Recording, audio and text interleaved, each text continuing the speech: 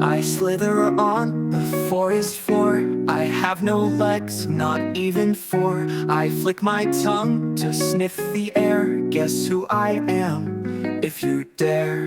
What am I? A snake.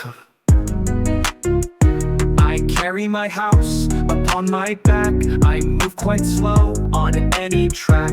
I live in ponds or on the land. Guess who I am? Take a stand. What am I? A turtle. I snap my jaws and swim with might. I live in rivers day and night, with scaly skin and lots of power. Guess me now in this fun hour. What am I? A crocodile. I change my color, red or green. I blend in places I've never been. My eyes move different ways, it's true. Who's this lizard? It's up to you. What am I? A chameleon.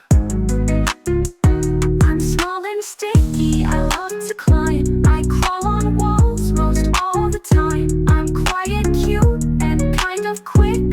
Guess me now, make your pick. What am I?